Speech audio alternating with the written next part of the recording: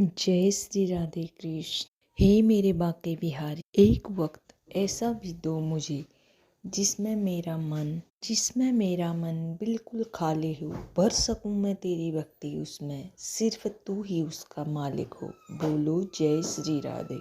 अगर मन में लगन आ जाए तो भक्ति में आनंद बढ़ जाता है। इसलिए साधु संत कहते हैं कि मन लगे ना लगे, आपको नियम पूरा करना है। माला जाप कर रहे हो, उनको बढ़ाने की कोशिश करनी है। कृष्ण कृपा से लगन लग ही जाती है। अच्छा, कई बार तो कृष्ण ने ऐसों को लगन लगाई है कि क्या ही कहे, सब छोड़ छाड़ कर व्यक्त ही हो गई। ऐसे ही एक भक्त का सच्चा अनुभव बताती हूँ।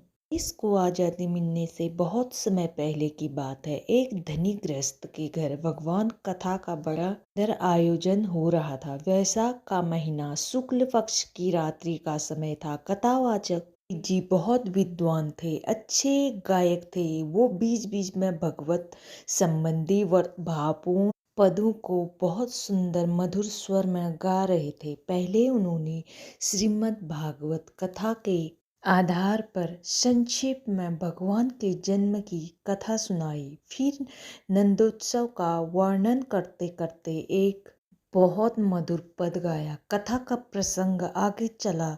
श्रोतागण व्यवहार की चिंता और शरीर की सुध भूलकर भगवान की कथा में मस्त हो गए। बहुतों के शरीर में रोमांच आ गया, कितनों की आंखों से आंसू झलक आई। सभी कथा के आनंद में मस्त हो रहे थे। उसी समय सबको मस्त देखकर एक साधु डाकू उसी धनी गृहस्थ के घर में घुस आया और चुपचाप धन ढूंढने लगा। पर भगवान की लीला ही समझो कि बहुत प्रयास करने पर भी उसके हाथ कुछ नहीं लगा। मतलब इतना धनी गृहस्थ, उसके घर में पैसा ना हो, ऐसे कैसे हो सकता है ना। पर वो डाकू ढूंढ ढूंढ के थक गया, उसे कुछ नहीं मिला। वो डाकू जिस समय इधर उधर ढूंढ रहा था, उसी समय उसका ध्यान की ओर गया, क्योंकि कथा बहुत माइक पर हो रही थी और चारों तरफ उसका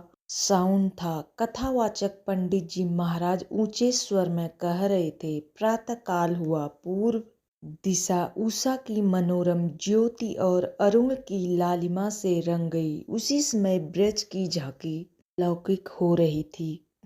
कौवे और बछड़े सर उठा उठाकर नंद बाबा के महल की ओर देख रहे थे। हमारे प्यारे श्री कृष्ण हमें आनंदित करने के लिए आ रहे होंगे, ऐसा सोच रहे थे।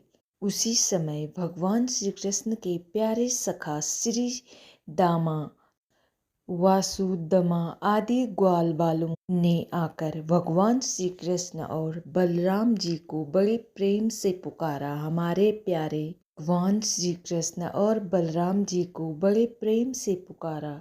अरे प्यारे कन्हैया, आओ ना, अब तक तुम सो ही रहे हो। देखो गौवे तुम्हें बुला रही हैं, तुम्हारे लिए रंभा रही है। हम कितनी देर से यहाँ खड़े हुए हैं, चलो वन में गौवे चराने लगे। ग्वाल बाल चिल्ला रहे थे, दाऊ दादा तुम कितनी देर हो गई, आ क्यों नहीं रहे हो।